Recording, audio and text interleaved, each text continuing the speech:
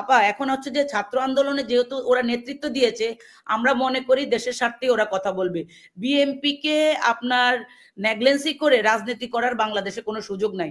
রাজনৈতিক দল 14টা গঠিত হবে, এটা কোনো সমস্যা নাই। ইন্টারন্যাশনাল কমিউনিটিতে যারা বাংলাদেশকে নিয়ে চিন্তা করে, বাংলাদেশে যাদের খবরদারি করার বিষয়গুলো আছে বা জিও পলিটিক্যাল বিষয়গুলো আছে, সবকিছু যদি আপনি চিন্তা করেন, আমি মনে করি যারা সরকারের দায়িত্ব আছে তারা এই তৌহিদি জনতাকে ভালোভাবে আপনার নজরদারিতে রাখুক। এরা কারা? আপা একটা জিনিস হচ্ছে, বাংলাদেশে গত 5ই আগস্টে যা ঘটেছে, 18 জুলাই থেকে বৈষম্য বিরোধী ছাত্র আন্দোলন, সেটা আর ছাত্র আন্দোলন ছিল না, সেটা সমস্ত রাজনৈতিক দল স্টেক হোল্ডাররা মিলে বাংলাদেশকে একটা গণ অভ্যুত্থানের সৃষ্টি করেছে।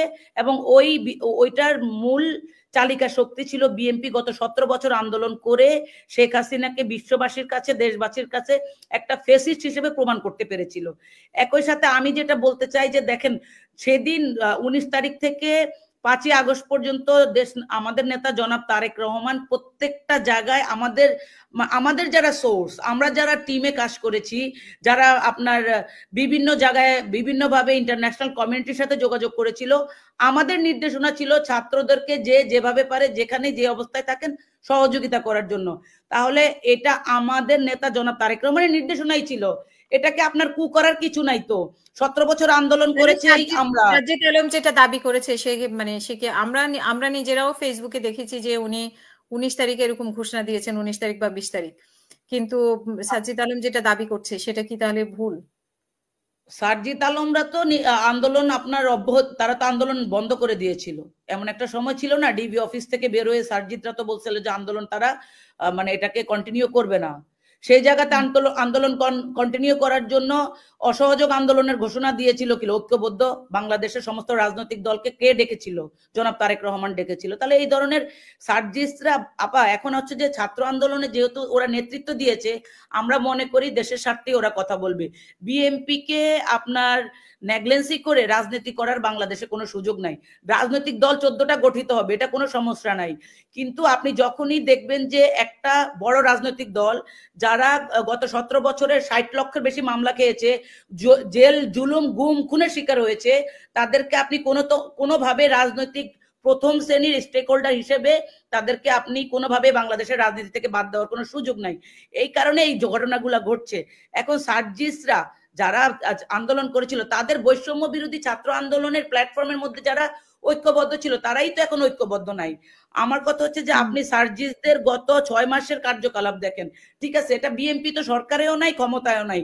তাহলে বাংলাদেশে যে বিভিন্ন সময় বিভিন্ন কুগুলা করার চেষ্টা করা হচ্ছে, চাঁদাবাজির নামে যে সমস্ত প্রপাগন্ডা তৈরি করা হচ্ছে, যারা চাঁদাবাজ ছিল বা যারা চাঁদাবাজি করছে তাদেরকে কেন আইন শৃঙ্খলা আইনের আওতায় আনে নাই? বা সার্জিসরা কেন এগুলা নিয়ে মাঠে আপনার সোচ্চার হয় নাই? এখন আমার কথা হচ্ছে বাংলাদেশের আগামী নির্বাচনকে কেন্দ্র করে নতুন রাজনৈতিক দল গঠন করার চেষ্টা করা হচ্ছে, সেটা ভালো কথা। কিন্তু তার মানে এই না যে সংস্কারের নামে আপনার এটাকে দীর্ঘমেয়াদী একটা সরকার দিয়ে এটা, তাহলে এরাও তো ফেসিস্টে পরিণত হবে। তো আমি একজন সাধারণ মাঠকর্মী হিসেবে বলবো, বাংলাদেশের আম জনতা যেটা চায় সেটা হচ্ছে অবশ্যই তারা যৌক্তিক সংস্কারের পর একটা নির্বাচন চায়। সেই জায়গাতে সরকার সঠিক রোডম্যাপ তৈরি করবে এবং রাজনৈতিক দলগুলো সেটা সহযোগিতা করবে।